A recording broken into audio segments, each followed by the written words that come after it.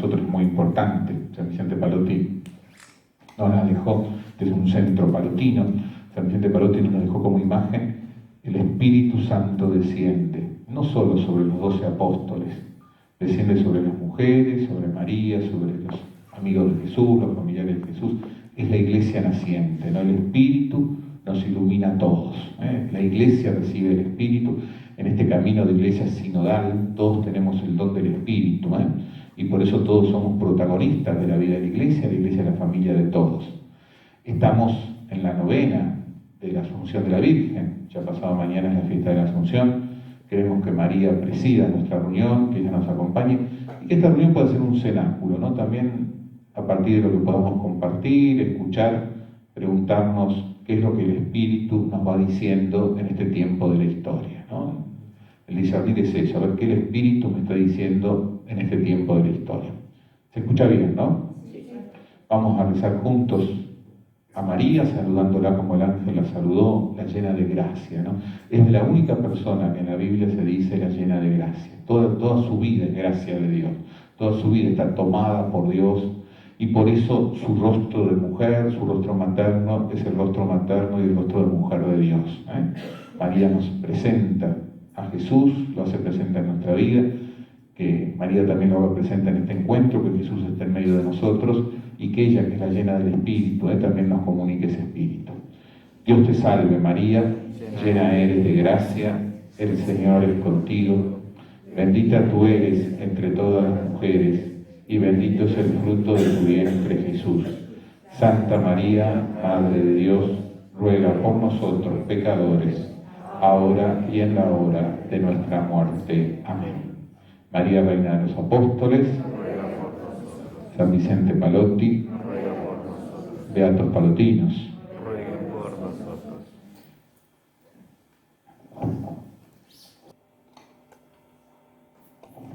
Ustedes están acostumbrados que siempre comienza Ana y después sigo yo. Cambiamos por dos motivos.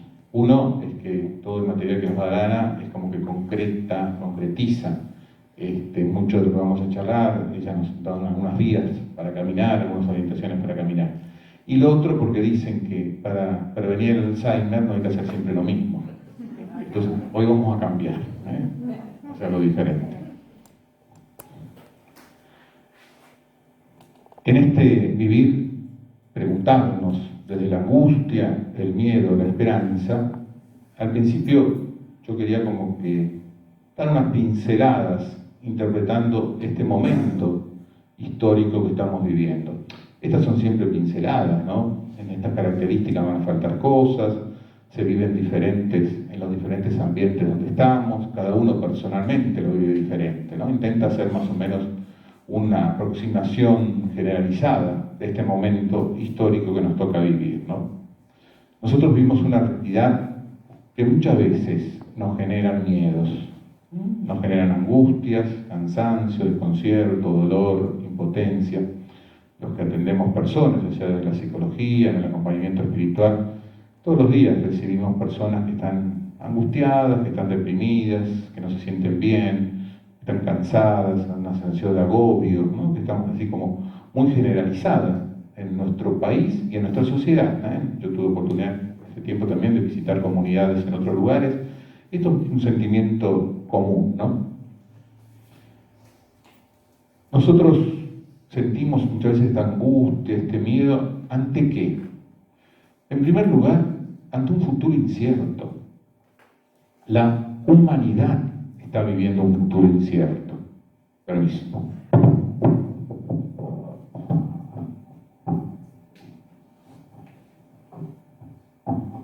Tengo que mirar el machete.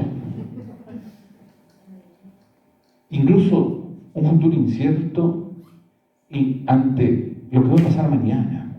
No solamente lo incierto ante qué va a ser el año que viene, qué va a ser de acá a 20 años, qué va a ser de mi hijo, qué va a ser de mi nieto, qué va a pasar mañana. La humanidad muchas veces no sabe lo que va a pasar el día siguiente. Ciertamente, siempre en la historia hubo sorpresas y cosas inciertas, pero este es un momento muy fuerte de incertidumbre por las coordenadas políticas, económicas que se viven. Vivimos una situación económica, sobre todo a partir de la pandemia y la guerra a nivel mundial, muy difícil. Parte de Europa se está quedando sin agua, van a restringir el uso del agua, ¿no? De situación económica nosotros ni hablemos. Es decir, esto también afecta nuestro humor, el humor de la gente, la incertidumbre en lo económico muchas veces es lo que nos sostiene, lo que nos posibilita cuidar la salud, lo que nos posibilita la educación, lo que nos posibilita vivir. Vivimos muchas situaciones de violencia y vivimos un temor a las guerras, porque el peligro de una guerra mundial es real. Nosotros percibimos muchas veces la violencia en la calle, percibimos la violencia en nuestras instituciones, los que trabajan en escuelas, los que trabajan en ambientes públicos, los que están en educación, los que trabajan en hospitales, esa violencia de la calle, esa violencia a veces de agresividad entre nosotros, de intolerancia, la violencia familiar, la violencia que sufren las mujeres, la violencia delictiva, la violencia muchas veces de las palabras, la violencia de las armas.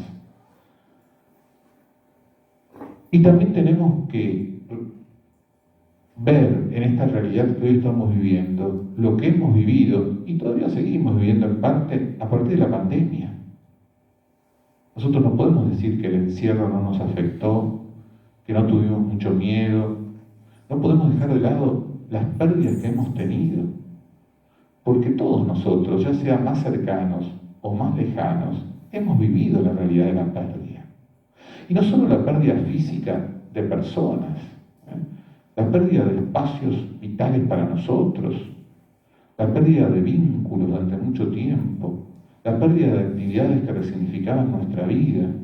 Fue un año de pérdidas en todo orden, y muchas de esas pérdidas fueron sin poder despedir a ese ser querido que partía, o sin poder hacer proceso de ir dejando lo que yo voluntariamente quise dejar. Es decir, nos sorprendió y nos asaltó la pérdida, es como que nos arrebataron cosas que eran esenciales para nuestra vida. Otro aspecto que me parece que muchas veces es generador de miedo y de angustia en nosotros es lo inabarcable de la realidad. Hay como una multiplicidad y una aceleración de informaciones que no logramos procesar. Incluso es más, fíjense ustedes cómo de repente estamos mirando un informativo y una noticia tremenda como la muerte del bebé, sin pausa, sigue el problema de la vedette no sé de quién, con el futbolista no sé de quién, con la banalidad más grande de la historia. Es decir, como que todo da lo mismo. Es decir, hay como una superproducción de cosas que nos van llegando y no tenemos espacio para procesar esa información. Cuando nosotros nos enteramos que balearon a un chico, no puede no provocarnos dolor.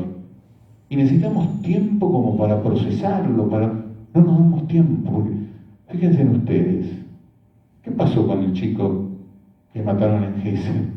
¿Qué pasó con la chica violada en el auto? ¿Qué pasó con el chico que murió, que era de Barraca Central?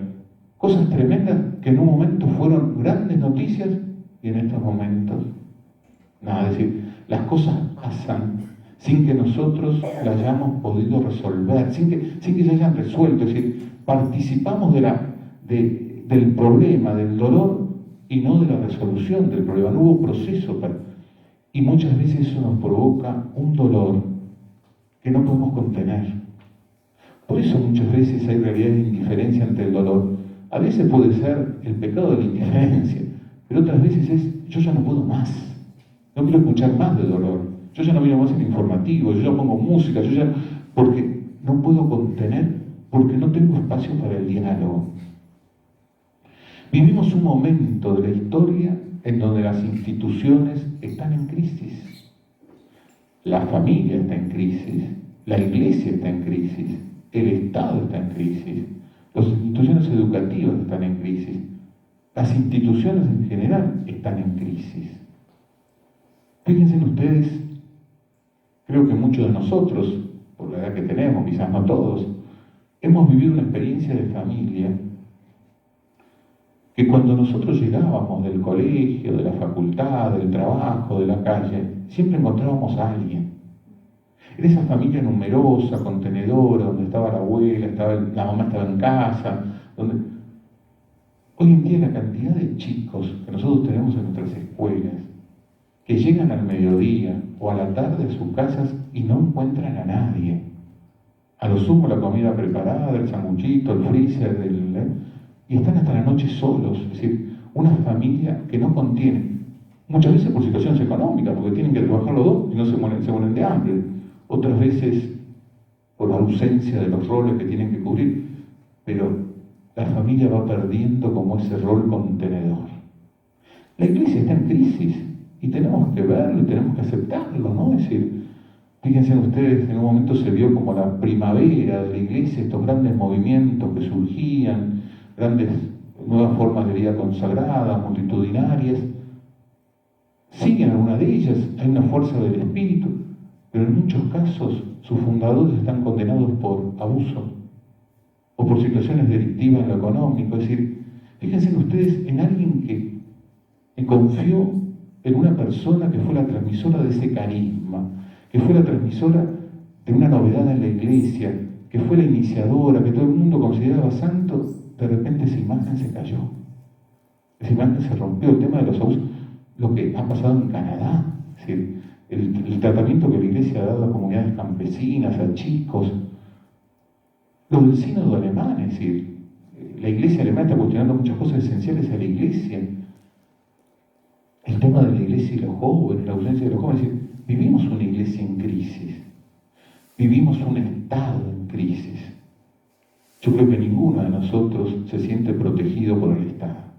Ahora, esta crisis de las instituciones es una crisis del seno materno, porque la institución nos tiene que contener, la familia nos tiene que contener, la iglesia me tiene que contener, el Estado me tiene que contener, el colegio me tiene que contener, y todos necesitamos un seno materno, aunque tengamos 90 años. Hay una ausencia de ese seno materno que nos contenga, y por eso esa experiencia muchas veces de desolación, de soledad, de orfandad, yo diría de orfandad. Vivimos una relación de anomia. Anomia es la ausencia de la ley, la ausencia de la norma, es decir, cada uno hace lo que quiere, yo pongo mi propia ley, no cumplo el respetar el derecho del otro, no cumplo con mis deberes, el relativismo, todo lo mismo, la ausencia de valores, de ideales, las faltas de límite. Muchos de nuestros chicos y adolescentes se crían sin tener límites, ¿no? Es decir, porque hay adultos adolescentes, porque hay adultos que no asumen su rol o no pueden asumirlo. Esa es la crisis de la imagen paterna. El padre es la ley, es decir, el padre es el que pone orden, el padre... Y por eso vivimos una crisis en donde estos roles de autoridad, de padre y madre, están ausentes, pero no solo el papá y la mamá biológica, lo que la sociedad me tiene que dar como función paterna y materna, lo que la sociedad me tiene que cuidar, está ausente. Fíjense, para mí es una cosa, para algunos puede ser un detalle, pero que no se pueda llamar más en las escuelas, pronunciar el nombre de papá y mamá, son progenitores. Uno puso el óvulo, el otro el espermatozoide y basta, el resto no importa. Es decir, esta destrucción de la paternidad y la maternidad genera personalidades huérfanas.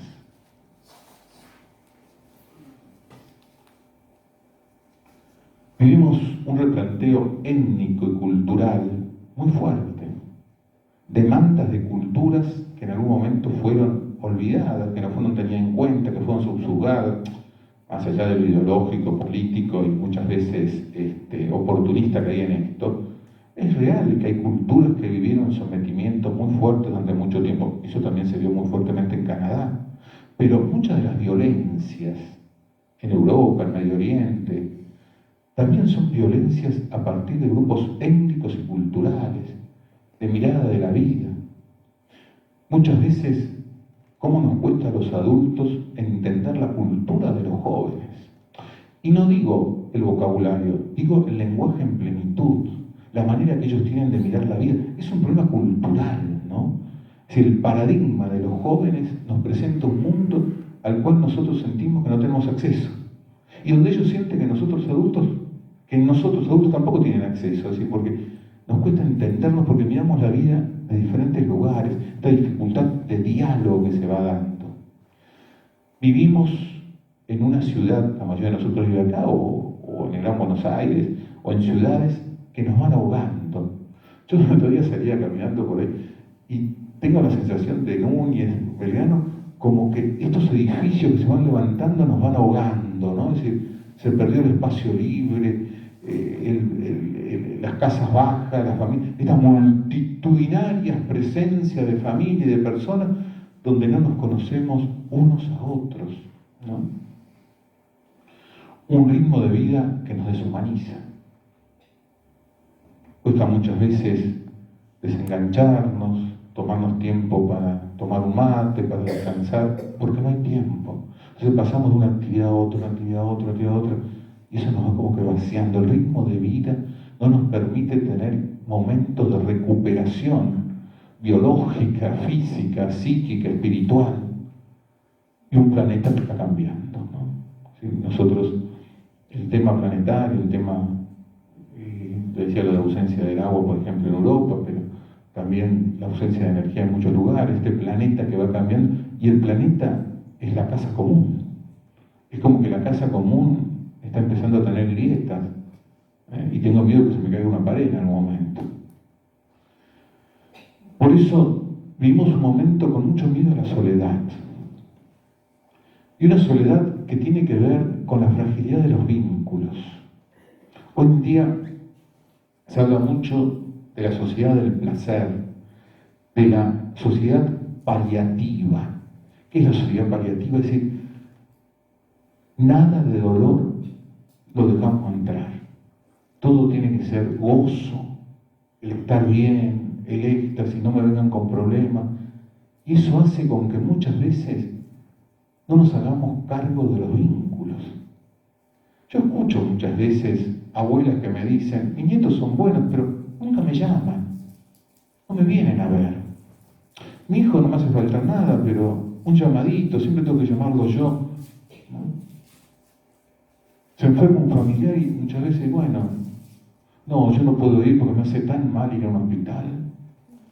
No vamos a hacer velatorio porque a mí me destruye pasar una noche. Sí, nada que provoque dolor en el vínculo se asume, y eso hace que con los vínculos no se den. Porque el vínculo tiene alegría, tiene paz, tiene encuentro, tiene placer, pero también tiene dolor. También yo tengo que renunciar a algo para ir a ver a mi abuela. Yo también tengo que renunciar a algo para atender a mi padre. Y esta sociedad paliativa no me permite renunciar a nada. Eso genera mucha soledad. Lo que decíamos antes de las dinámicas de la familia. También la pérdida de la vecindad, ¿no? Yo digo, el no saber quién vive al lado mío. ¿Será bueno, será malo, será honesto, será un chanta, será un asesino, será una persona excelente? ¿Apagará el gas a la noche? Es decir, ¿será la llave de paso, no será la llave de paso? Es decir, la anomia, ¿no? Yo siempre me acuerdo, yo me crié en Barraca, había una señora mayor que vivía sola, los hijos la visitaban, ¿no? Pero un vecino todas las noches tenía la llave y cuando ella se acostaba iba y revisaba que haya apagado el gas, que está bien, no está bien. Es decir, este vecindario que nos cuidaba. Mis padres eran sobreprotectores, pero yo en las vacaciones vivía andando en bicicleta en la calle, porque era impensable que un auto me atropellara, porque los autos iban despacio, es decir, y cualquier cosa que me pasara, los vecinos me cuidaban, es decir, y que no hiciera nada porque los vecinos tenían toda la autoridad para retarme, es decir, esta familia ampliada, ¿no? Este sentarnos a la vereda a tomar mate y a conversar, sentar a la esquina, anda a ver, la vecina está enferma, la vecina necesita que le hagas alguna compra. Esto de sentir el barrio como la gran familia que me cobije, que me cuide, no existe. Somos anónimos, somos anónimos. Yo siempre decimos con Pedro, cuando vivo a este barrio que tiene tantos edificios, nos extraña que muchas veces nos encontramos con personas conocidas en la calle y no nos vemos, porque vamos acelerando, no nos miramos el rostro, ¿no? El anonimato. Y una ciudadanía que perdió el sentido del bien común. La corrupción, tanto de la clase dirigente como de los ciudadanos, nos está diciendo de que no interesa el bien común. Entonces, la polis en el mundo griego era el lugar de la discusión, de la búsqueda, ¿no? La ciudad era el lugar que se construía juntos, un país que se construía juntos, donde con el esfuerzo y con lo que cada uno ponía en común se iba construyendo el bien común. Y muchas veces experimentamos esta sensación de impotencia, ¿no?, ante la corrupción y la injusticia. Nos ha superado, es decir, porque ya no se trata solo de corrupción, sino muchas veces de que no hay salida para la corrupción, ¿no? El Monseñor Bergoglio, cuando era cardenal Bergoglio, muchas veces escribió, en una charla, dio una charla que después hizo un librito, donde él marcaba la diferencia entre pecado y corrupción. Todos somos pecadores, todos, pero el pecado me lleva al arrepentimiento, me lleva a cambiar, puedo modificar mi conducta. La corrupción es cuando el pecado se hizo actitud de vida. Cuando no tengo interés en cambiar, cuando se hizo estructura de vida. Y eso en todo, en lo económico, en lo sexual, en lo político, en lo social, ¿no? Son clases de estructuras que se van instalando y que no tienen límites. Los poderes destructores, el narcotráfico, los obispos de Rosario los otros días, el obispo de Rosario el otro día decía en el documento, es un Estado dentro de otro Estado. Hay un Estado narcotráfico que está regulando la vida social y que dice quién vive y quién no vive. Las mafias, las herencias del poder destructivo, las ausencias de alternativas. ¿Cuál es el otro camino? Pero sobre todo, yo creo que algo que a veces nos produce miedos o temores o angustias es este cambio de época que no terminamos de ver con claridad. Lo que siempre se dice, no vivimos una época de cambio, un cambio de época. La historia está cambiando sustancialmente. Y nunca hemos experimentado en la historia un cambio tan acelerado como en estos momentos.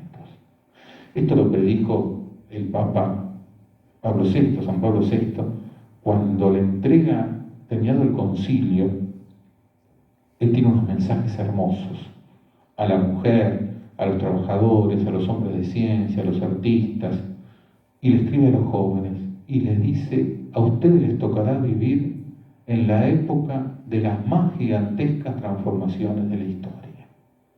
Nunca la historia va a cambiar tan aceleradamente, y de hecho nunca ha cambiado tan aceleradamente, ¿no? La vida, tal como la veníamos viviendo, se terminó, no hay vuelta atrás. Algo nuevo está surgiendo, Y por eso vivimos la muerte de un tiempo de la historia, pero también el nacimiento de un nuevo tiempo. Todo esto y muchas otras cosas provocan en nosotros una situación de crisis. ¿Qué es la crisis? La crisis es una situación en donde los factores estresantes a los que nos enfrentamos superan nuestra capacidad de afrontarlos. Es decir, en la crisis yo esto no lo puedo afrontar. Estas cosas que me estresan, que me cansan, que me angustian, no las puedo afrontar. Esa es la crisis. La crisis es como encontrarnos con una pared y no saber por dónde seguir caminando, es no ver por dónde tengo que ir, por dónde va el camino, dónde está la salida a todo esto. En la crisis no vemos el camino. Pero una buena noticia, las crisis siempre preceden a las grandes transformaciones. Las transformaciones en la historia y en la vida personal de cada uno no se dan sin pasar por momentos de crisis. Frente a esto podemos tomar diferentes actitudes. Una es cerrarnos en el miedo y la angustia. Nos paralizamos. Esta imagen pandémica que se dio de la caverna, es decir, me encierro en mi caverna, me protejo y no quiero saber nada. Que muchas veces es hasta físicamente, pero muchas veces psicológicamente. Basta, yo no escucho más nada, no me entero más nada, vivo en mi mundo, me encerré en mí mismo. Es un estado hasta de depresión, ¿no? De encierro, de no querer saber más, ¿no? Pero también podemos tomar una actitud defensiva, una actitud de tensión frente a lo que nos sucede y de enfrentarnos desde la resistencia a todo cambio.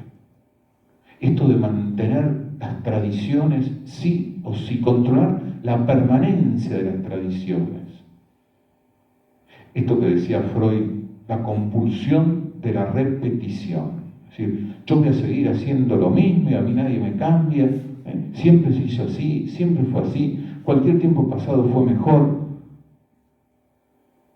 Y cuando nosotros matamos la novedad histórica, nos anquilosamos en el pasado. Honrar al pasado, y tenemos que honrar al pasado, no significa quedarnos en él. Esa imagen tan linda de Jesús, un letrado, es decir, un fariseo, un especialista de la ley, que fue tradicional, cumplidor de la ley, que se quiere hacer discípulo del reino de los cielos, se parece a un dueño de casa que saca de su tesoro cosas nuevas y viejas. No se aferra al pasado defensivamente. No hace del pasado una imposición. No idolatra las tradiciones. Y la tercera actitud que podemos tomar es abrazar nuestra vulnerabilidad. Frente a esto soy débil. Frente a esto no sé por dónde ir. No entiendo, no comprendo, no sé por dónde caminar.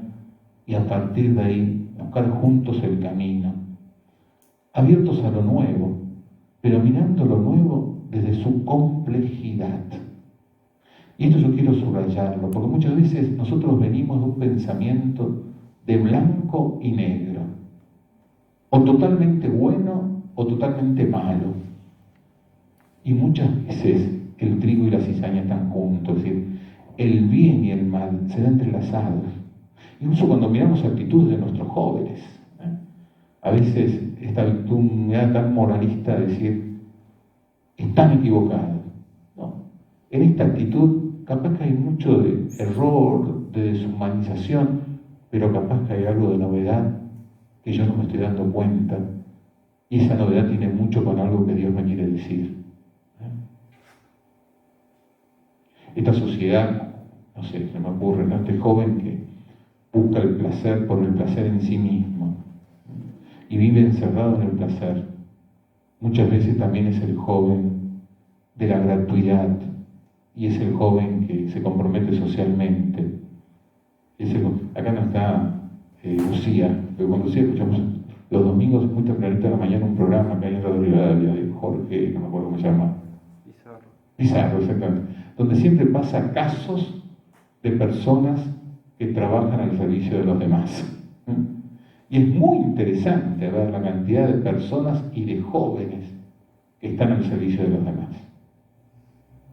Es interesante, él siempre termina preguntando, ¿por qué haces lo que haces? Y también es interesante la respuesta, porque me siento bien, porque esto me hace bien, porque recibí mucho y tengo que dar, porque de chico me faltó mucho y no quiero que otro le pase. Muy pocas veces, y creo que casi ninguna, se dice lo hago por Cristo, por la fe. Es decir, no parte de una actitud de fe, pero parte de una actitud de bondad. Y donde hay bondad está Dios. Donde está el bienestar. Entonces, poder mirar la vida siempre desde la complejidad.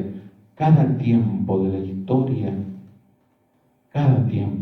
tiene sus aspectos deshumanizantes, pero tiene novedades que nos recrean en nuevos valores. Por eso cada tiempo de la historia es un evangelio, es una buena noticia. Dios se manifiesta en cada tiempo de la historia. Ante esta realidad, yo los invitaría a que miremos a Jesús. Este Jesús que asumió el miedo y la angustia, lo vamos a escuchar en la misa de la tarde o el domingo. Siento angustia, tengo que beber un cáliz, tengo que morir y siento angustia hasta que esto no se cumpla. Este Jesús que en el Getsemaní tiene miedo, Padre, no quiero morir. No quiero atravesar este momento, tengo miedo. Pero que se haga tu voluntad, es decir, un Jesús que no le rehúye al miedo y a la angustia, pero que nos convoca a la esperanza. El tiempo de Jesús fue también un tiempo de crisis, un tiempo muy difícil. ¿Cómo vivió su tiempo Jesús? Asumió la realidad y le puso nombre, la enfrentó. Solo lo que se asume se redime. No fue un hombre que disfrazó la realidad, al pan pan y al vino vino. Esto es lo que pasa, esto es lo que me pasa, esto es lo que está pasando en la sociedad, esta es la realidad que estamos viviendo, no la vamos a disfrazar. Pero ese tiempo de la historia lo ubicó en un tiempo mayor, que es el tiempo de la salvación. Nosotros podemos concebir el tiempo de dos maneras, como cronos, el cronómetro, es decir, el tiempo es lo que se mide. Hoy tenemos 2 horas y media, esas 2 horas y media son tantos minutos, tantos segundos, hoy es un día, mañana es otro día. Esta división del tiempo simplemente era como los griegos concebían, como cronos, pero también como kairos. Cada tiempo es una manifestación que tenemos que escuchar, que es lo que nos quiere decir. En cada tiempo Dios se manifiesta, es kairos. Entonces, este tiempo que nos toca vivir es un tiempo que forma parte de un tiempo mucho más amplio, que es la historia de la salvación. Nosotros formamos parte de una historia en donde Dios mismo se hace hombre para salvar a la humanidad y llevar a la humanidad a su plenitud.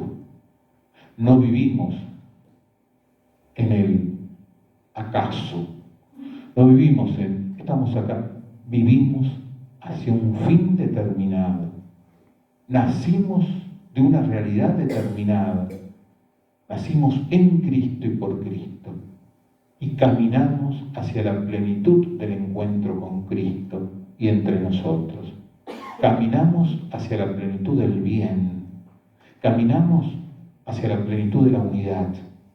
Caminamos hacia la plenitud de la comunión. Caminamos hacia la plenitud de la alegría y de la paz. Esa alegría y esa paz que deseamos. Y este tiempo hay que ubicarlo entre ese otro tiempo en donde caminamos hacia el banquete eterno. Jesús continuamente ubicó este tiempo en ese tiempo. Yo digo, antes del concilio, íbamos mirando el más allá, hacia dónde íbamos. Cuanto más sufríamos en la tierra, mejor, porque después ya se iba a solucionar todo. El concilio nos llevó a compromiso con lo social, con lo político, con el hermano. Corremos el riesgo de olvidarnos hacia dónde vamos, hacia el más allá. Eso que deseamos, un día se va a hacer realidad. Y Jesús fundamentalmente hizo una opción por la fragilidad.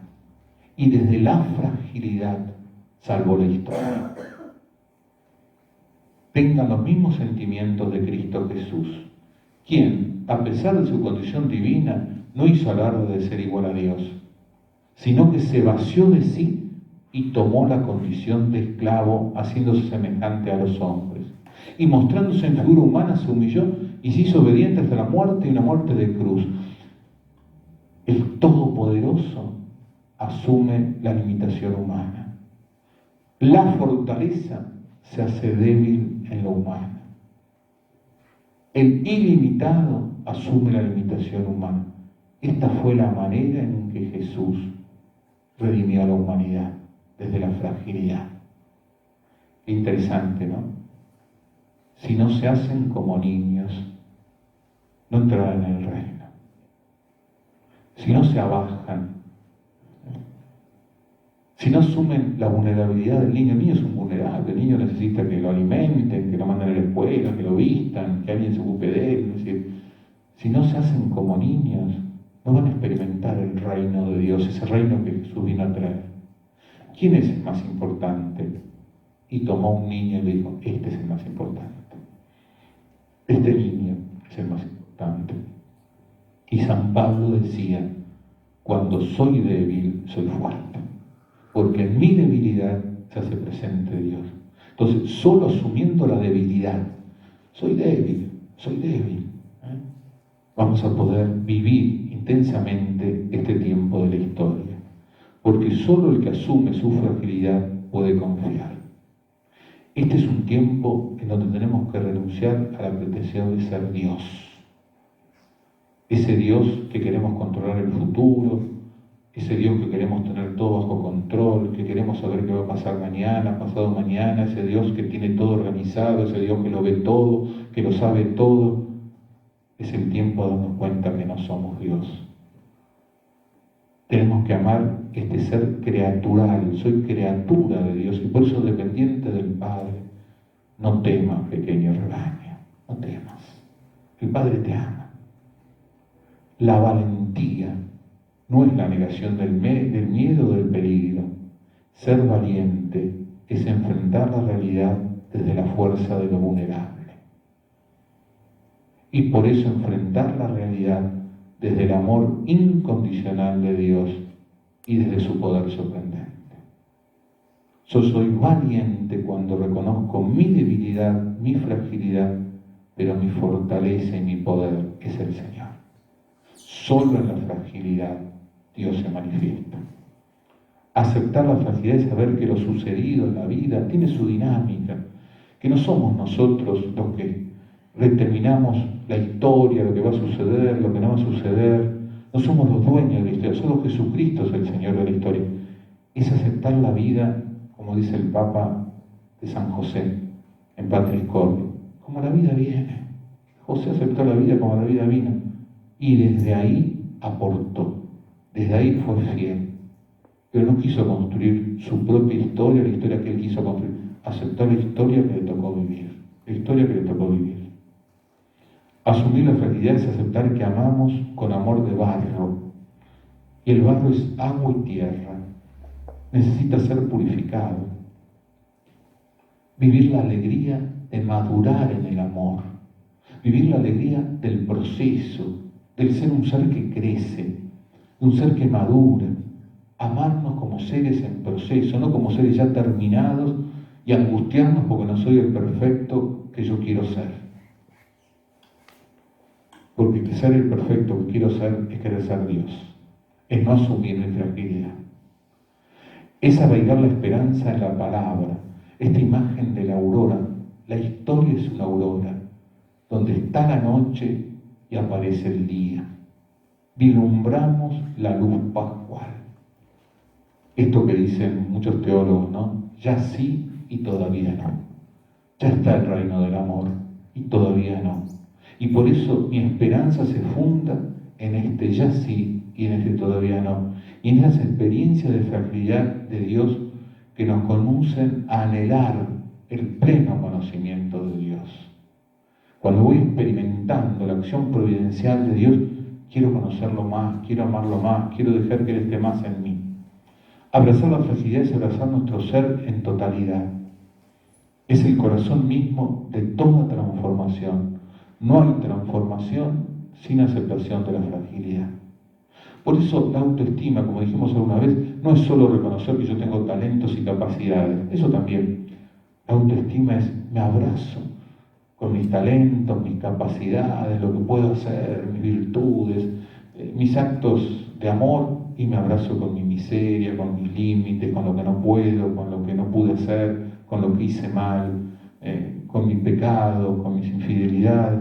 Me abrazo así porque desde aquí construyo, desde la aceptación de mi vulnerabilidad y desde mi ser limitado, ¿no? Solo desde el asumir la fragilidad humana podemos hacer la experiencia de Dios como don gratuito. Quien no hace la experiencia de la fragilidad siempre va a pensar que se merece que Dios lo ame. Ese restaurante no, pero yo que soy bueno. O pensar que Dios me cuide y me quiere porque yo soy bueno. O pensar que Dios me quiere, me cuida porque yo hice determinadas cosas en la vida. Y Dios es don gratuito, es donación. Él se da a todos. Se da a todos. Es la donación total.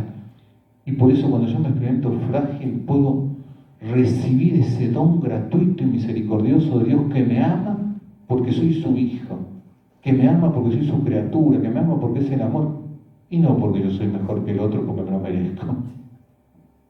Solo de la fragilidad podemos hacer la experiencia de Dios.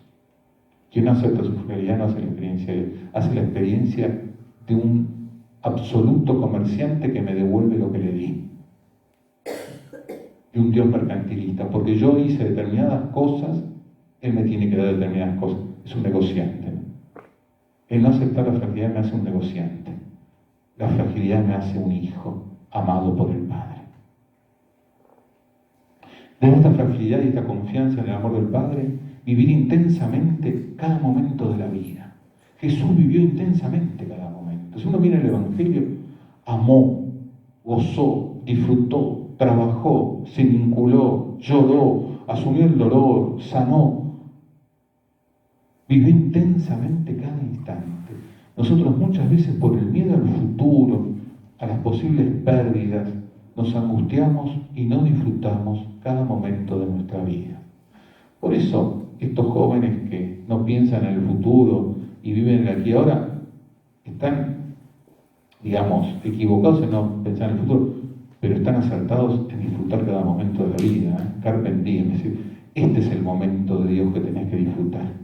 Y muchas veces, por miedo a lo que pueda venir, el miedo a la pérdida, esa obsesión posesiva de las personas, de las cosas, de los lugares, no nos dejan disfrutarlos como don. Porque tenemos miedo de perderlo.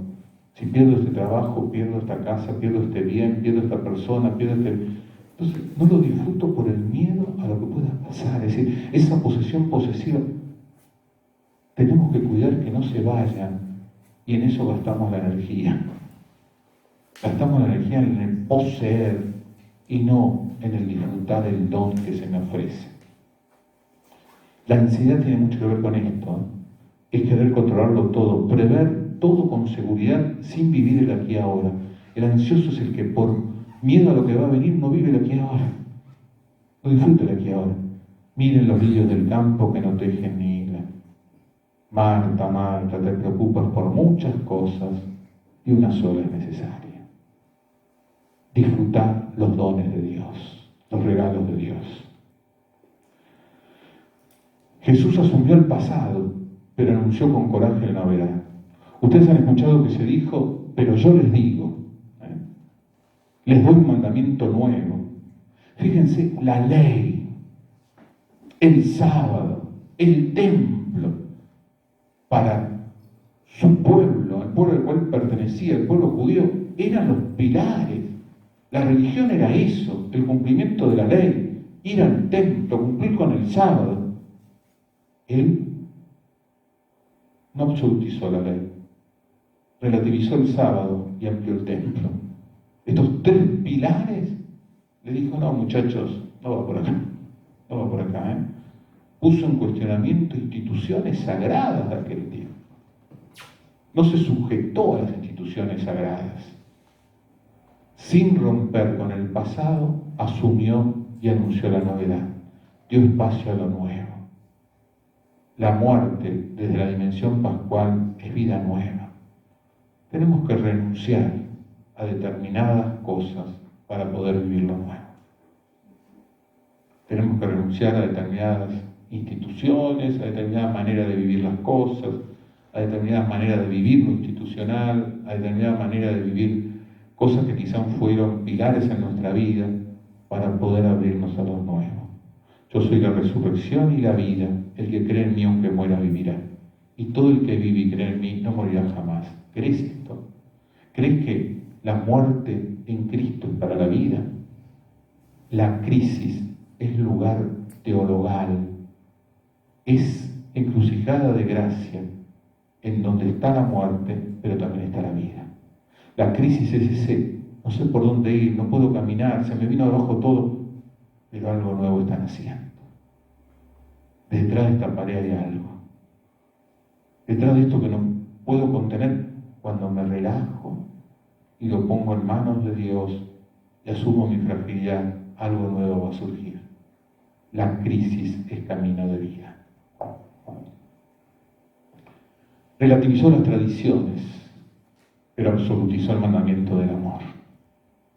No se cerró el ideologismo, es decir, o pensás esto o no sos parte de nuestro pueblo. O cumplís con los rituales o no sos parte de nuestro pueblo. Para él lo importante fue la persona. Y la persona es más importante que su pensamiento. Por eso no condena, tiene una mirada redentora. Dialoga con lo diferente desde el vínculo del amor. Es sincero, dice lo que tiene que decir, sana, pero viene a instituir un nuevo orden social. Las prostitutas y los publicanos, que eran los grandes pecadores públicos, serán los primeros en el reino. Aquellos que en el mundo judío, los letrados, los sacerdotes, despreciaban y condenaban, serán los primeros, porque ellos desde su debilidad y su pecado se abrieron a la buena noticia y se dejaron convertir. No son los dirigentes de la sociedad, los sumos sacerdotes, los sacerdotes, los doctores de la ley, los primeros, no. Los primeros son los marginados de la sociedad, porque ellos desde su vulnerabilidad y de su debilidad descubrieron dónde estaba la salvación. Y por eso no se quedó en cambios estructurales ni exteriores, sino es una transformación profunda. Miró a la gente de otra manera, no condenatoria, sino con esa ansia de redimir, de salvar, de condenar, sin excluir, sino incluyendo en la historia de la salvación. Invitó a la transformación que implica siempre un cambio cultural. Miren, de ese mundo sacral, judío, como yo les decía antes, donde todo se construye en torno a la ley, al templo, a los sacrificios, al cumplimiento, a lo ritual, ahora eso no. Ahora es el amor, el perdón. Desde una cultura que condenaba al que no cumplía la ley, ahora es el perdón. Fue un cambio de mentalidad, de mirar la historia, de mirar a los demás. Y el mejor ejemplo lo tenemos en Pablo. Cuando muchas veces se habla de la conversión de San Pablo, muchas veces se tiene una visión moralista de la conversión de San Pablo. San Pablo no era un asesino. San Pablo mataba gente creyendo servir a Dios. Soy fariseo, hijo de fariseo, estudié en la escuela de Gamaliel. Nadie me gana en el cumplimiento de la ley, nadie me gana en mi fidelidad a Dios. Es el hombre que se presenta como plenamente fiel a Dios. Y de repente, cuando Jesús aparece en su vida, todo eso se le viene abajo y tengo que empezar a mirar a Dios desde otro lugar. Y en su relación con el mundo pagano, o sea, el apóstol de los paganos, un mundo pagano que vivía una cultura totalmente diferente a la cultura judía, totalmente. Tengo que empezar a hablar de Dios desde aquí. Tengo que empezar a rezar, a relacionarme con Dios desde esta otra cultura, de esta mirada de ser. Tengo que integrar esta cultura con sus valores y también con su aspecto deshumanizante y desde aquí vivir la fe. Siempre la transformación implica un cambio cultural. Abrirme a las novedades culturales, a las cosas de la cultura que son novedades de Dios, discerniendo aquello que deshumaniza y decirle que no, pero decirle que sí, aquello nuevo, que recrea la buena noticia en mi vida. Para Pablo fue un proceso hondo de mentalidad, de manera de ver la vida, de manera de vivir, de manera de concebir. Fue un cambio que no pasó solo por lo moral, pasó sobre todo por la manera de mirar a los otros, la manera de mirar el mundo, la manera de mirar la historia, la manera de mirar a los demás. ¿Cómo desde estos jóvenes de hoy, desde estos jóvenes que miran la vida tan diferente a como yo la miro, de estos jóvenes que tienen una mirada de las cosas que a veces no entiendo, cómo desde esta nueva cultura yo puedo vivir la fe con ellos, desde ellos, en fidelidad a la palabra de Dios, pero abriéndome a la novedad del Espíritu en este tiempo de la historia. Y la transformación siempre implica un cambio madurativo. Muchas veces somos tentados a resolver problemas, y la transformación no es una reordenación de la vida, es un proceso interno que cambia el objetivo de mi vida, el sentido de mi vida. Dejarme transformar en este tiempo de la historia es resignificar la vida desde otro lugar. Es resignificar la vida. Hay cosas que permanecen, lo absoluto, Dios, el amor como lo significante de la existencia, los valores que dan sentido, pero estamos llamados a cambiar nuestra manera de mirar, de vivir, de actuar. Es una transformación de mi identidad, es mi idea, vivir la vida desde otro lugar, pero un lugar de superación. La crisis me lleva a una transformación no para solucionar problemas, sino para superarme. Y la superación pasa no por calmar el dolor, sino por hacer del dolor un nuevo comienzo. Eso que decía Edith Eger, ¿no? Las heridas, benditas las heridas que provocan nuevos comienzos, ¿no? Nuevos comienzos. Mirar la vida desde otro lugar, desde otra manera, hacer esta experiencia más profunda del don de Dios y del amor de Dios. Él rompió con las lógicas humanas. Le paga lo mismo a los últimos que a los primeros, porque instala la lógica del amor. ¿Por qué te enojas con que yo sea bueno? ¿Por qué te enojas con que yo sea bueno? ¿Por qué mirar la vida desde la competición? ¿Qué me merezco yo y que no se merece el otro? ¿Por qué le das al otro lo mismo que a mí? Mirar la vida desde el amor. Autentificó vínculos. A nadie llame de doctor, de maestro, de padre. Lo importante es la persona. No es el lugar social, económico, su intelectualidad. No construyó desde el caretaje, desde el sacar chapa. Construyó desde el valor de la persona. Escuchó y dialogó. La verdadera escucha se da siempre desde abajo. Dios desciende para escuchar. Escucha el que abre su oído y su corazón para aprender del otro. Escucha el que quiere captar lo que en el otro hay de verdad, lo que Dios me está manifestando a través del otro. La escucha se hace desde cerca, desde tocar la realidad del otro, desde comprender al otro desde su situación, desde lo que está viviendo, desde su edad, desde su contexto, de sus circunstancias. La escucha se hace desde dentro, desde la acogida, la contención, el ir rumiando lo que el otro me va diciendo, ¿no? La verdadera escucha se da en el corazón, la escucha empática, aquello de San Agustín.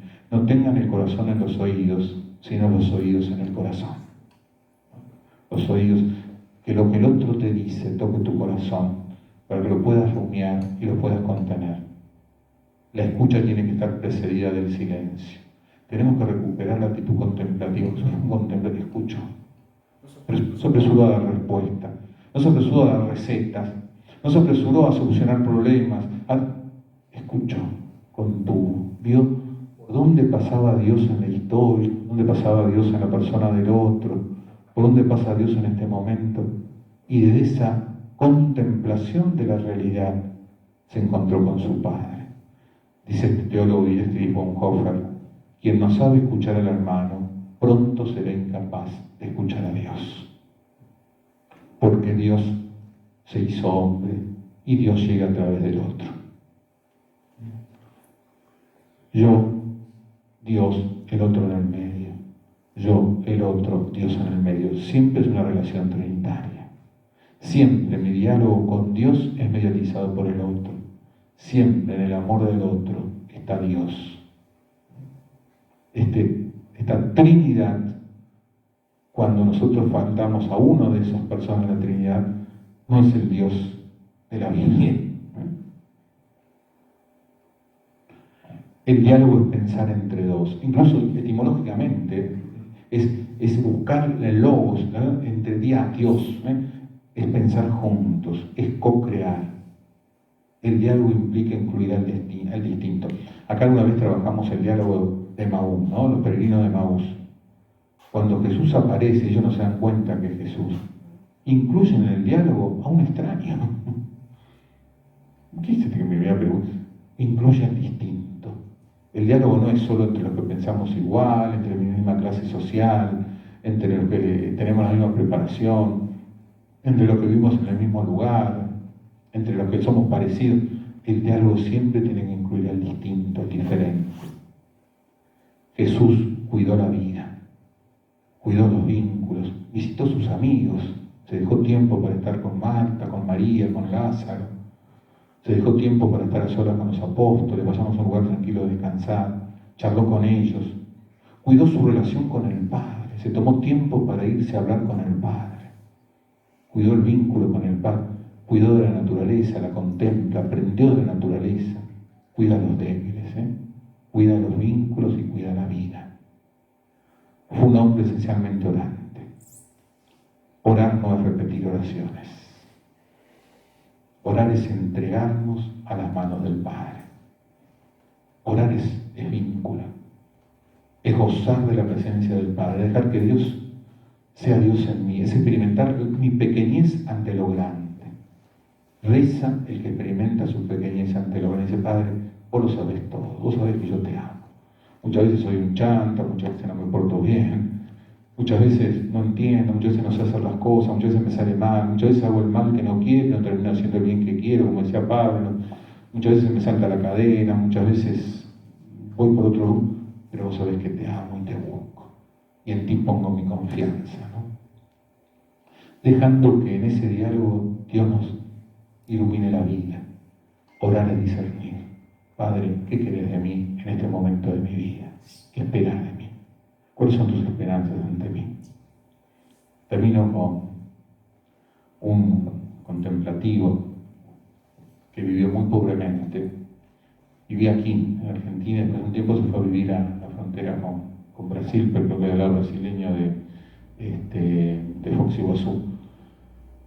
Y un sacerdote. Y cuando una religiosa lo fue a ver, le dijo, che, dice, ¿cómo podés vivir de esta manera, no tan pobre? Tenía una madera como cama, una fresadita hecha de madera.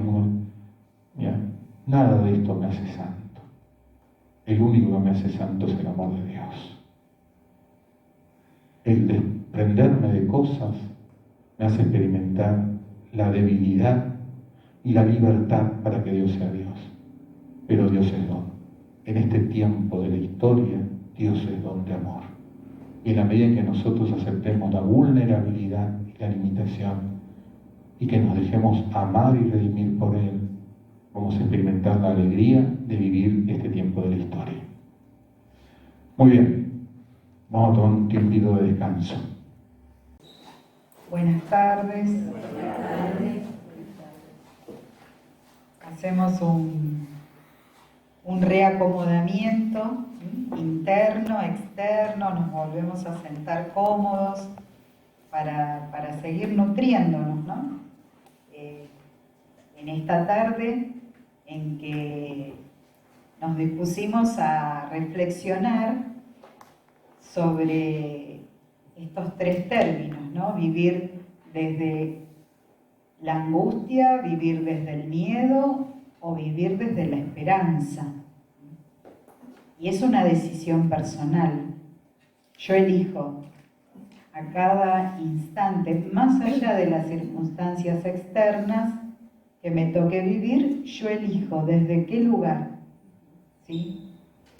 Nadie va a elegir por mí. Y de acuerdo a lo que Rodolfo nos compartía en esta primera parte, el diagnóstico es claro.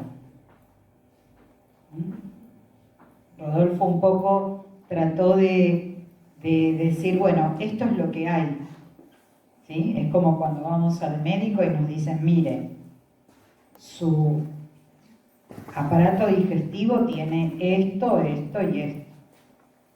O sea, habrá que afrontar, habrá que superar, habrá que mejorar, ¿sí? Para ir recuperando la salud. Pero siempre hay un diagnóstico, el diagnóstico de cómo estamos viviendo, pero no solamente acá en nuestro país. Este tema de la angustia, la ansiedad, los trastornos que se ven a nivel salud mental, preocupa a la Organización Mundial de la Salud. Si bien hemos atravesado, y todavía estamos atravesando el tema de la pandemia, Se prevé que el conflicto humano en cuanto a la salud mental va en crecimiento y en un crecimiento exponencial, ¿sí? Que se prevé que no en un largo plazo, 1 de cada 2 personas, y esto es altísimo, tenga trastornos de ansiedad. La ansiedad es no poder estar en el presente, es estar en un estado de sufrimiento que no me permite tener una vida plena. O estoy en el pasado o estoy en el futuro y no vivo el hoy y me pierdo de este instante, de este momento. Y así, en una cadena, me voy perdiendo, ¿sí?, de la vida misma. Porque hoy no estoy presente, mañana no estoy presente, pasado no estoy presente, y así se me fue la vida.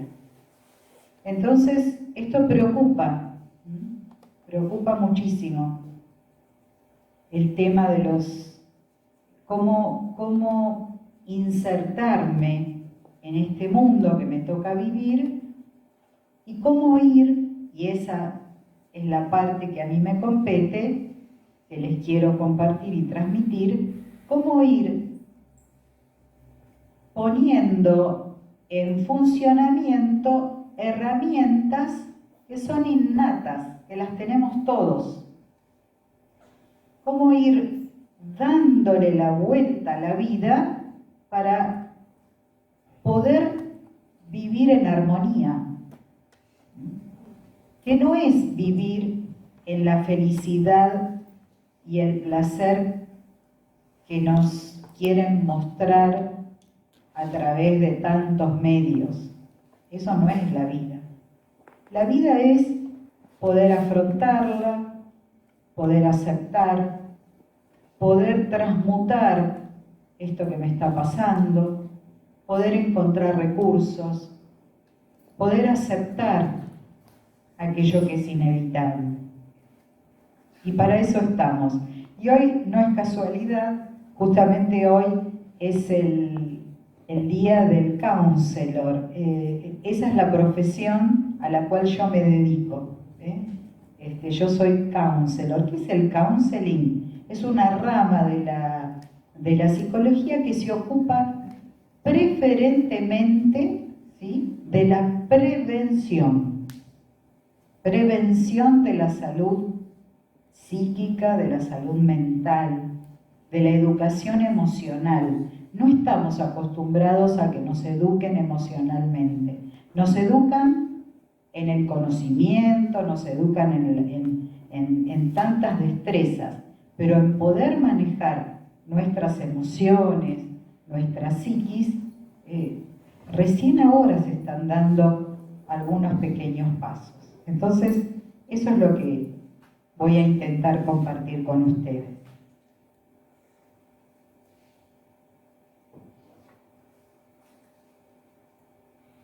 Lo que Rodolfo describía, ¿no? Todos estos estados de ansiedad, las situaciones que se viven en las familias, las inseguridades laborales, el agobio, el insomnio. Hay muchísima gente que no puede descansar, que no puede dormir. Y si no hay un sueño reparador, al otro día se empieza el día viviendo con mucha pesadumbre, con agobio, con cansancio. Todos estos estados, ¿sí?, nos van a producir en nuestro cerebro pensamientos disfuncionales, pensamientos negativos, pensamientos que nos suman.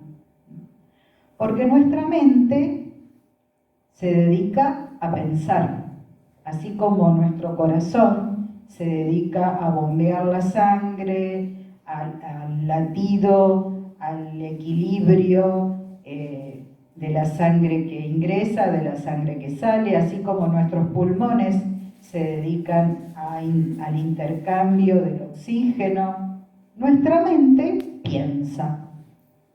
Es la función por la que está. Ahora, no es algo independiente a mí.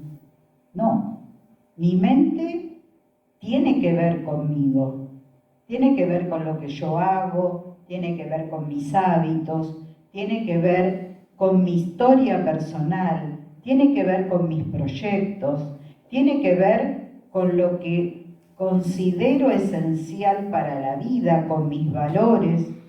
Todo eso es la mente. Y la mente piensa. Entonces, si yo estoy ansioso, si yo tengo muchos problemas en el trabajo, si yo tengo muchas inseguridades vinculares, si me llevo mal con un montón de gente, si los sentimientos más cotidianos son el resentimiento, la queja, el rencor, entonces mi mente, ¿qué pensamientos va a tener? Pensamientos que no me conducen a la plenitud. Lo que se conoce con el nombre de pensamientos disfuncionales. ¿Por qué disfuncionales? Porque no cumplen ninguna función. La única función que cumplen es generarme más estados nocivos, estados tóxicos. ¿Qué es un pensamiento entonces negativo, destructivo? Es aquel que no colabora con una vida plena, ajustada inclusive a lo que está pasando, porque a todos nos pasan cosas. A todos, como en la película El náufrago, nos levantamos y decimos, ¿qué me traerá hoy la marea? Algunas cosas que nos trae la marea son repetitivas, ya son crónicas, nos producen cansancio. Algunas cosas las vamos a poder cambiar, otras las tendremos que aceptar. Pero cada día tiene su afán. Entonces, lo fundamental para empezar con este tema es ¿qué podemos nosotros hacer para reducir la carga de pensamientos que provocan angustia y ansiedad? ¿Cómo puedo hacer yo con esto que llamamos mente para que deje de ser una fábrica de pensamientos que en el día a día me restan, no me suman? ¿Hay algo que yo pueda hacer? ¿Hay alguna práctica que pueda hacer? Sí la hay. Sí. Todos podemos. Todos podemos y son facultades que tenemos desde nuestra biología. ¿Y qué podemos hacer? Algunos tips. Hay mucho, podríamos estar todo el día hablando de esto, pero algunos bien concretitos para recordarlos, para llevarlos como tarea para el hogar.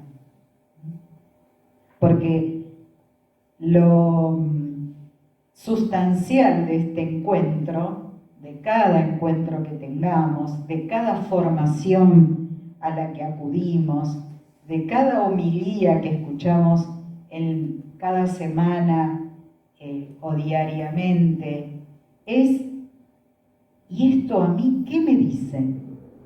A mí, Ana, en mi entorno, con mi familia, con los que vivimos bajo el mismo techo, con mis compañeros de trabajo, con mi vecindario. ¿Qué me dice?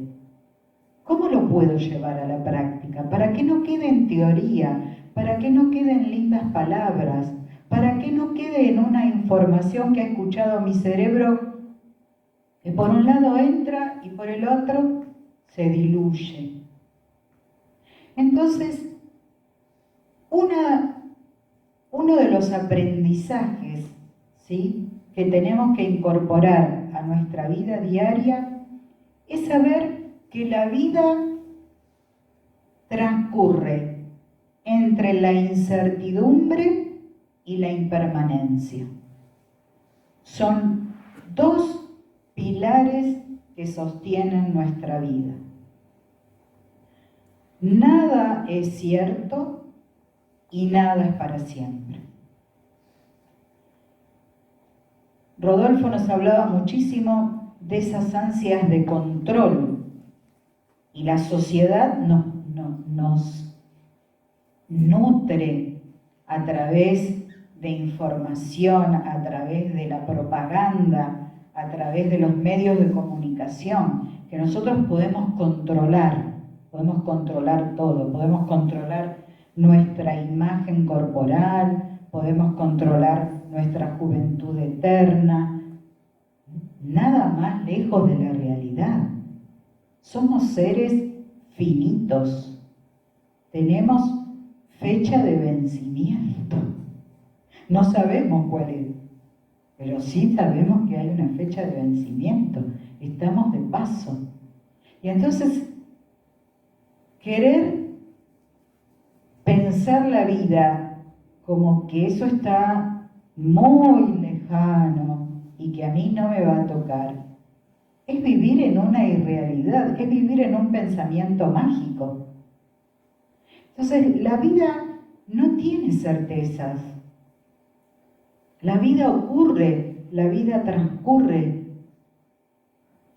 Puedo tener, por supuesto, puedo trabajar por ciertas certezas que las tengo hoy, pero mañana no sé dónde voy a estar, quiénes van a estar a mi lado, si lo que hoy tengo, mañana lo voy a seguir teniendo. Porque la vida es como un río que fluye continuamente. Y la vida es impermanencia. Lo que ayer fui, hoy ya no soy, y menos seré mañana. Entonces, ese dolor que hoy no me deja avanzar, que ya se convirtió, salió de la categoría dolor para convertirse en sufrimiento. Porque el sufrimiento es la forma en que yo acepto el dolor. El dolor es inevitable, es parte de la existencia humana. Todos pasamos por situaciones dolorosas. Ahora, ¿qué hacemos con ese dolor? Lo va a convertir en sufrimiento, mayor o menor. Entonces, esto que me está pasando es impermanente, sé que va a pasar, no es para siempre, porque así es la vida. Aprender a estar en el tiempo. Ese es un mal de nuestra sociedad y de esta cultura, ¿sí? Que es o vivo en el pasado con pensamientos nostálgicos, con pensamientos comparativos, ¿sí? Antes era diferente, antes podíamos hacer tal cosa, antes yo tenía 10 años menos, antes la familia era así, todo lo que Rodolfo fue describiendo como diagnóstico, ¿sí? Bueno, pero hoy estoy hoy. Y es lo que me toca, es la etapa de la historia que me toca vivir. ¿La puedo cambiar? No. Como a nuestros antepasados les tocó, a muchos de nuestros ancestros, les tocó vivir la Segunda Guerra Mundial, les tocó vivir una inmigración, les tocó vivir el Holocausto, les tocó vivir la Guerra de Malvinas, les tocó vivir la etapa de los desaparecidos. O sea, la historia es compleja y es caótica. No hubo, desde que desde los inicios de la civilización, no hubo épocas perennes de esplendor, siempre hubo caos, porque así es la vida. Entonces, aprender a estar en el tiempo es aprender a estar en el aquí y ahora. Y lo único que nos trae al aquí y a la hora es el cuerpo. Nosotros habitamos un cuerpo. El cuerpo, así como lo estoy sintiendo, es hoy, es ahora. No es el cuerpo de hace 10 años, ni va a ser el cuerpo de hace 20, de que voy a tener dentro de 20 años. Es el presente. Entonces, cuando yo me siento agobiado, cuando mi cabeza no para, y dale, y dale, y dale, con estos pensamientos que me torturan, no me dejan vivir plenamente, entonces vuelvo al cuerpo. ¿Y qué significa, Ana, volver al cuerpo? Hay distintas herramientas. Una es conectarme, sentarme en un lugar que me sienta cómoda, bien apoyado, con los pies sobre la tierra, en una postura que mantenga el eje y conectarme con la respiración. Y si respiro, estoy vivo. Si respiro, estoy en el aquí y ahora. Utilizo la respiración, que es sinónimo de vida, para llevar esa respiración al lugar del cuerpo donde se manifiesta la tensión. Porque todo lo que ocurre en la mente impacta en el cuerpo y viceversa. Si yo estoy muy ansioso, muy angustiado, seguramente esté contracturado o tenga una sensación de ardor en la boca del estómago o esté muy tenso. En fin, a cada uno de nosotros se nos manifiesta de una manera determinada. O muchas veces no estamos bien físicamente, tenemos alguna cuestión hepática, alguna cuestión hormonal, y eso se traduce en pensamientos. Por eso es una vía de doble acceso, ¿no? Cuerpo-mente, cuerpo-mente. Entonces, una manera de volver al presente, de volver a este tiempo de hoy, es me sitúo en el cuerpo. ¿Se acuerdan de la propaganda esa? Me tomo 5 minutos, me tomo un té. Bueno, me tomo 5 minutos, me conecto con la respiración, en el lugar donde esté. Estoy en mi casa, Estoy esperando, estoy en una cola, haciendo un trámite que me saca la paciencia. Me tomo 5 minutos, me tomo un té figurativo. Si lo puedo tomar y prepararme, lo preparo, pero si no, si estoy en la cola haciendo un trámite y no avanza, me tomo un té interno. Es como los neurocientíficos hablan de una mudanza de pensamientos. ¿Sí? Salgo de este lugar y me mudo a otro. Y también hay otros recursos, además de la respiración. Puedo caminar, salgo a dar una vuelta, puedo conectarme con algo agradable que alguna vez mi cerebro atesoró, una canción, a los que les gusta leer, a los que les gusta la poesía, una película, un diálogo con una persona que no esté en el modo queja, porque si yo estoy mal y llamo por teléfono a alguien que esté en modo queja, le vamos a agregar más condimento queja a mi sistema nervioso. Entonces, siempre tenemos quizás disponible a alguien que esté en un modo un poquitito más positivo, si es que necesito hablar. Aprender a auto-observarnos. Es como que esta soy yo, y me alejo un poquitito, y me observo. Un ratito nada más. a ver, esto que está circulando en mi mente, ¿qué son? ¿Son pensamientos? ¿Son emociones? ¿Son sensaciones físicas? ¿Son ilusiones? ¿Son intuiciones? O sea, aquí le pongo nombre. ¿Y cómo me doy cuenta, Ana, de qué es una emoción, qué es un pensamiento? La emoción,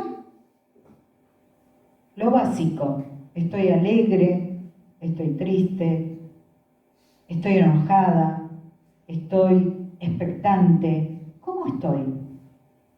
Entonces le pongo nombre a esa emoción. ¿Cuál es la más recurrente? Hace una semana que vivo enojada, vivo irritada, no soporto a nadie. Hace 3 meses que vivo con miedo. O sea, me observo a mí mismo, a mí misma, ¿qué es lo recurrente en mí? ¿Son pensamientos? Sí, la verdad que a cada rato me viene este pensamiento. Y nuestra psiquis, frente a los pensamientos negativos, crea hipótesis imaginarias, crea historias. Entonces, si yo tengo un pensamiento de que algo malo va a pasar,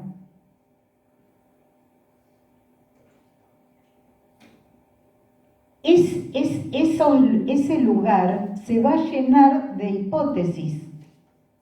A este le va a pasar un accidente, el otro no va a poder, va a rendir mal el examen, el sueldo no me va a alcanzar, me van a recortar la obra social, el estudio que tengo que ir a buscar del médico me va a salir mal. Son todas hipótesis, hasta que no se concreten en la realidad, son pensamientos.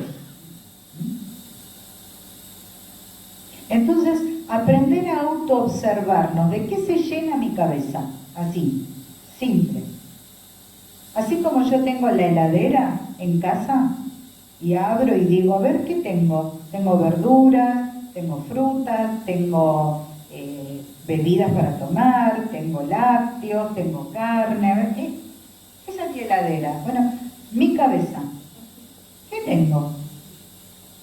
Me autoobservo, siendo honesto conmigo mismo. Tengo que ser honesto. No lo tengo que publicar ni hacer una conferencia de prensa, pero me hago esta autoobservación. Mi cabeza está llena de pensamientos de este tema. Bueno, ¿cuántos son reales? ¿Cuántos son imaginarios? Y nuestra vida se asemeja, me gusta esta metáfora, a un río cristalino donde fluye el agua continuamente. Y en ese río habitan muchos pececitos y algunos peces más gordos. Algunos pececitos son las emociones. Ayer estaba triste, hoy ya no tanto, me cambió el estado de ánimo. ¿Ven? El pececito siguió, no se estancó. Ayer tuve un mal pensamiento, hoy, gracias a Dios, no. Otro pececito que siguió por el río, sigue en su curso. Van y vienen. Entonces yo no soy la emoción, yo no soy el pensamiento, yo no soy la ilusión. Yo soy el río de agua cristalina. Porque si creemos que estamos hechos a imágenes y semejanza de Dios, entonces, si creemos, tratemos de convencernos. Entonces, lo que habita en mí son peces que van, vienen. El tema está cuando yo me considero ese pez gordo que está ahí atravesado en ese río cristalino que no deja fluir. Entonces, poder identificar. Y acá bien, como hacemos con el perro, ¿no? El perro que busca morderse la cola, ¿no? Y da vuelta, y da vuelta, y da vuelta. Bueno, ¿cómo hacemos para sacar al perro que deje de morderse la cola? Le damos un hueso para que se entretenga con ese hueso. Bueno, nosotros busquemos nuestros huesos también. Cuando hay algo que nos dale y dale y dale siempre a lo mismo, tratemos de buscar un hueso con alguna herramienta que cada uno sabe cuál es la que le viene mejor. Bueno, y aprender que el dolor es parte de la vida, ¿no? Lo que acabábamos de decir recién. La vida nos va a presentar infinidad de situaciones. Cada día tiene lo propio, cada día tiene una situación. Y frente a esta situación, nosotros podemos accionar o reaccionar. Estamos muy acostumbrados a reaccionar. O sea, alguien me dice algo, reacciono. Ya casi desde lo corporal. Veo tal situación, reacciono. Veo una noticia en el noticiero, reacciono. O sea, es lo instintivo. Siempre nos va a salir en automático la reacción. Eso sale en automático, no lo tengo que pensar. ¿Por qué? Porque nuestro cerebro trabaja para la supervivencia y nuestro cerebro identifica amenazas que son pequeñitas como si fueran grandes monstruos. Entonces, instintivamente, ¿sí?, tiende a reaccionar. Eso lo hacemos instintivamente. Ahora, nuestro trabajo, el trabajo de la evolución del ser humano, es dejar de reaccionar para aprender a accionar. Para eso fuimos dotados de raciocinio. El animal responde, reacciona desde el instinto. El ser humano tiene la capacidad de reflexionar, de pensar. Tenemos acá lóbulos prefrontales que se dedican a eso, a poder pensar. ¿Y cómo me doy cuenta si yo soy una persona reactiva, que estoy en modo reactivo? Y si en mí habita la angustia,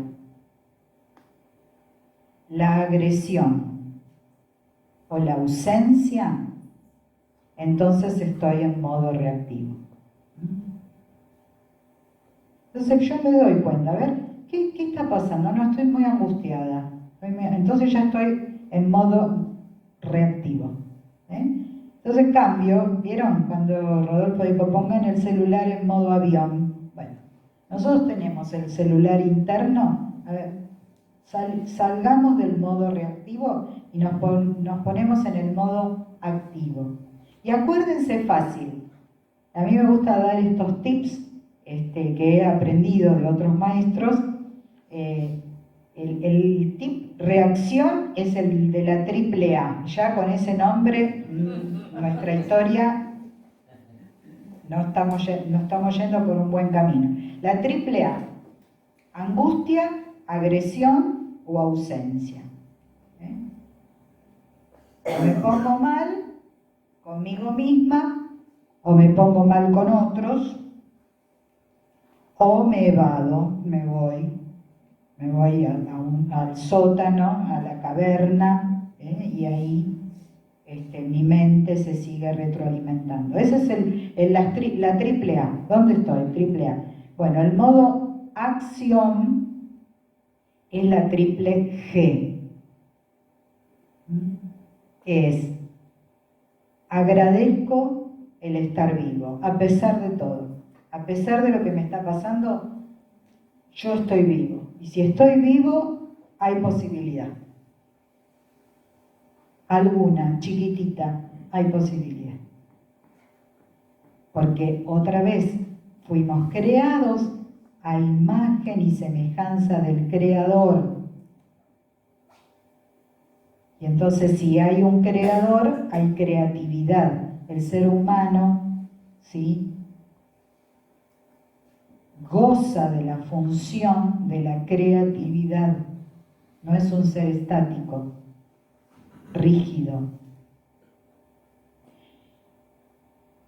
Agradezco el momento.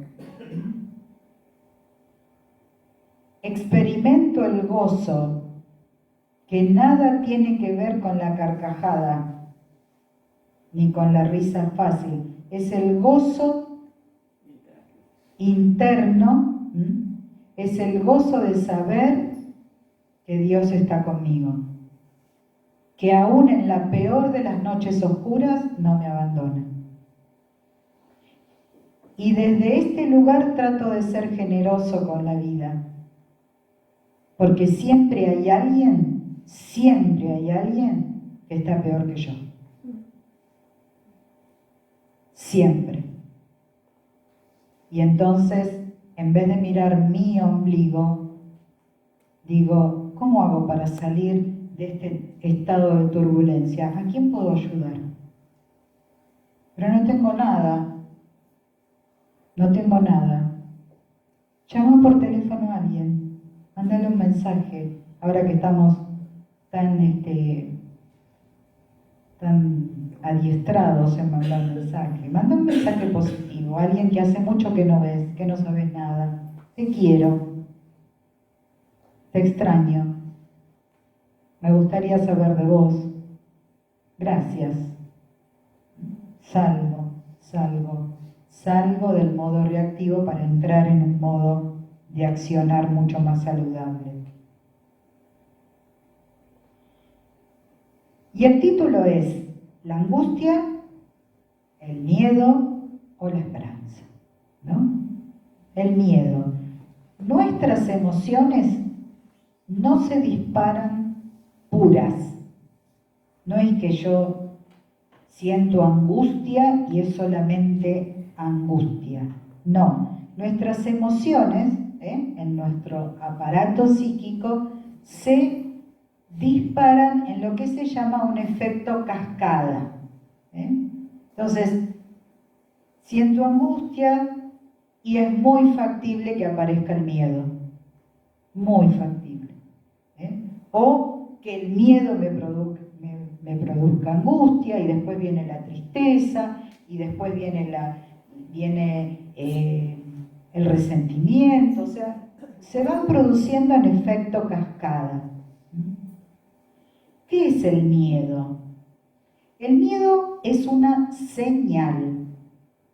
Esto grabémoslo bien. Hay también una metáfora muy linda de un autor que describe muy concretamente las emociones, el doctor Norberto Levi. Él dice que el miedo, en la sabiduría de las emociones, es como la luz roja que se enciende en el tablero del automóvil. ¿Sí? ¿Está mal que se encienda la luz roja en el tablero del automóvil? No, porque algo nos está avisando. Nos está avisando que tenemos poco aceite o poco combustible o algo está andando mal en nuestro viaje. Ese es el miedo. O sea que el miedo es bueno tenerlo. Si yo no tuviese la lucecita roja en mi automóvil, no me enteraría, si soy un poco despistado, no me enteraría cuando me estoy quedando sin combustible. O sea que se enciende la luz roja, está bien, es saludable. El miedo es una función de nuestro psiquismo saludable. Ahora, el tema está cuando este miedo se vuelve disfuncional, desproporcionado. ¿Desproporcionado a qué? A la magnitud de la amenaza, ¿sí? Y los recursos que tenemos. Porque si yo tengo destreza para hablar desde un micrófono, durante 30 años fui docente, entonces tengo ese recurso, ¿sí? En mí. Y si yo a ese recurso le pongo un valor 8, ¿sí? Y la amenaza de que me da el hablar en público, más o menos está en un nivel 8, no hay desproporción. Entonces ahí no va a haber miedo. Ahora, cuando existe una desproporción muy grande entre no tengo recursos y tengo que afrontar una situación que es muy estresante, entonces ahí se va a producir el miedo. Ahí se va a encender esa luz roja. Y cuando se enciende la luz roja, que me falta combustible, voy a la primera estación de servicio que tengo cerca. O guardo el auto en el garage y mañana será otro día. Entonces, ¿qué hago cuando yo identifico que el miedo es un patrón de mi vida? Primero lo tengo que ver. Digo, esto es miedo. Esto es miedo. ¿A qué? Entonces le pongo nombre al miedo. Miedo a la soledad, miedo al rechazo, miedo al abandono, miedo a la burla. ¿A qué le tengo miedo?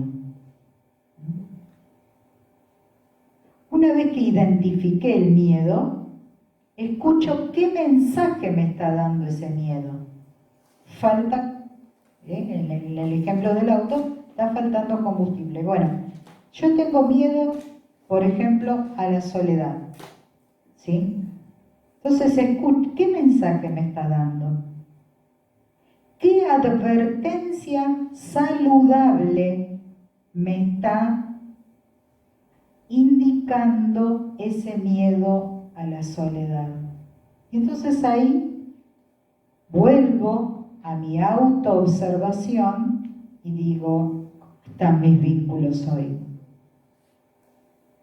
¿Será posible que yo no me pueda relacionar con nadie? ¿Son los demás o soy yo? ¿Qué debería cambiar? ¿Qué vínculo tan lejano que ahí se perdió, que ya ni sabemos quiénes somos, yo me podría acercar?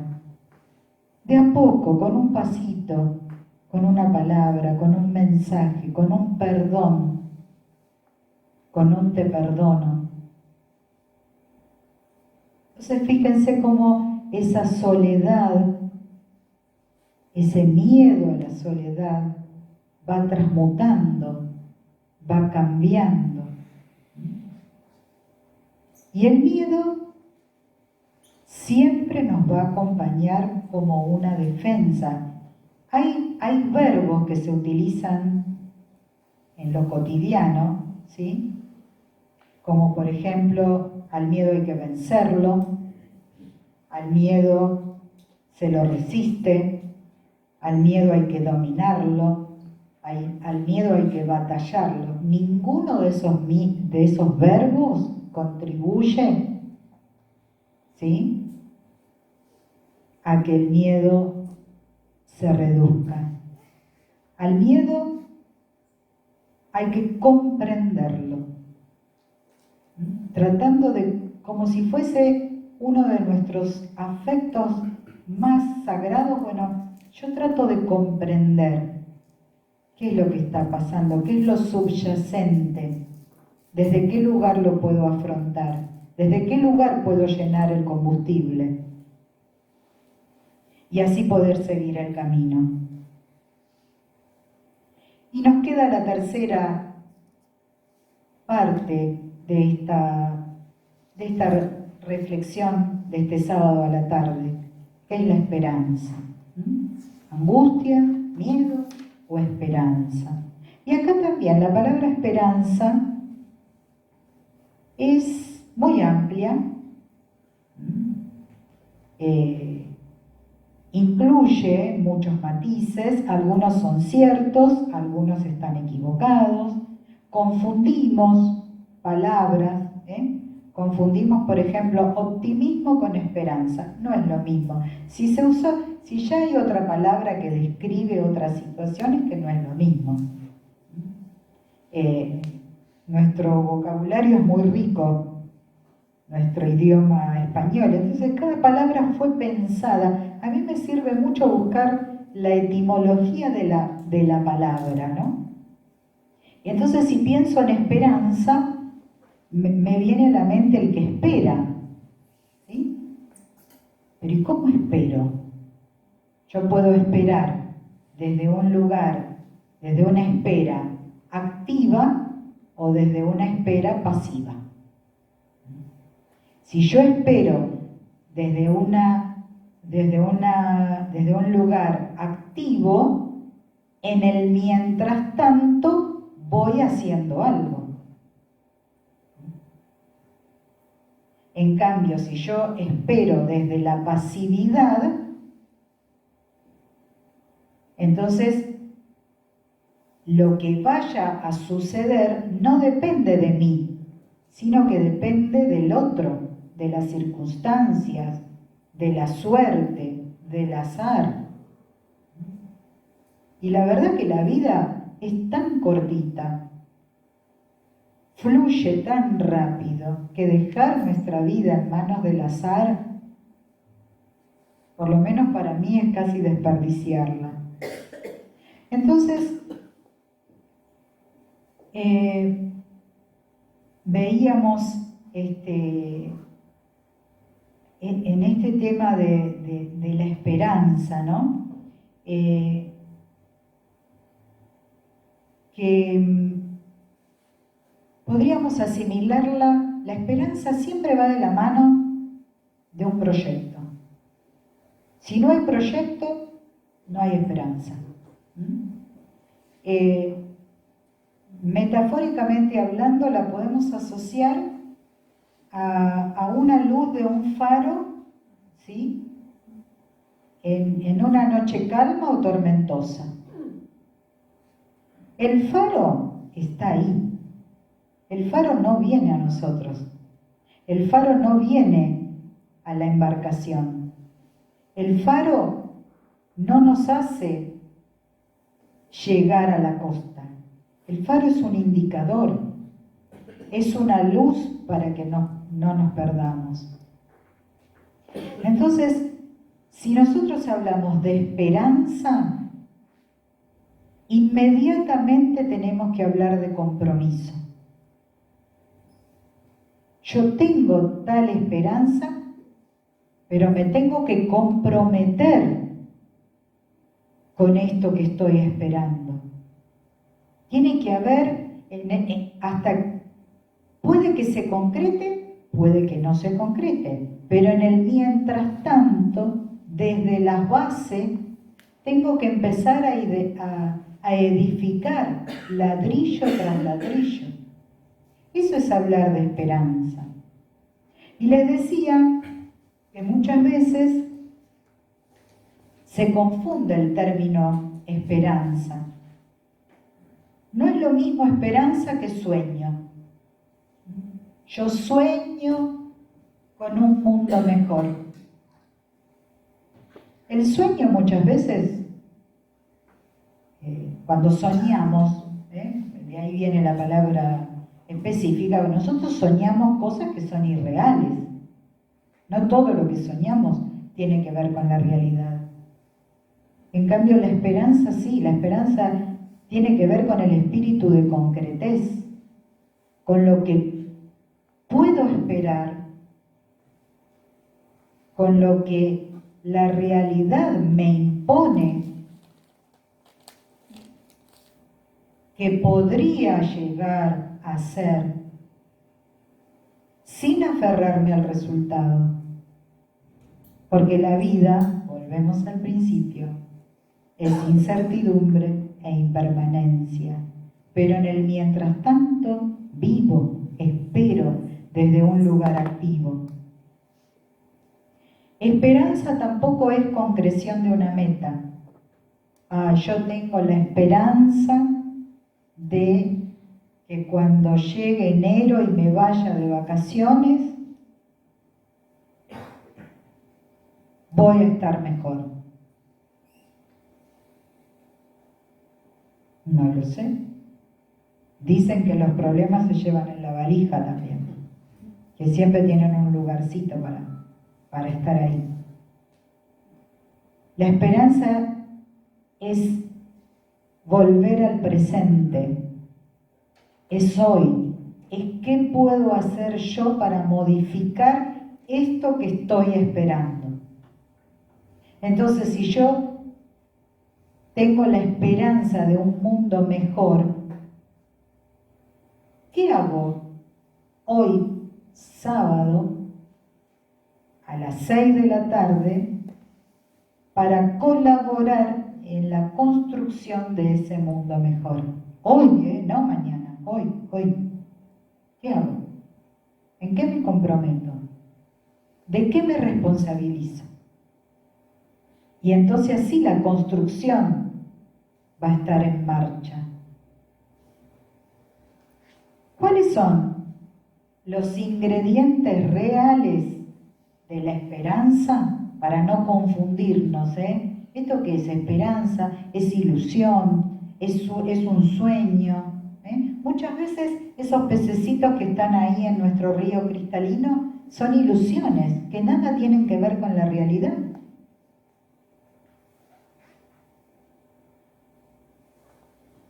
¿Cuáles son los ingredientes reales de la esperanza? El coraje, el sentirme vivo,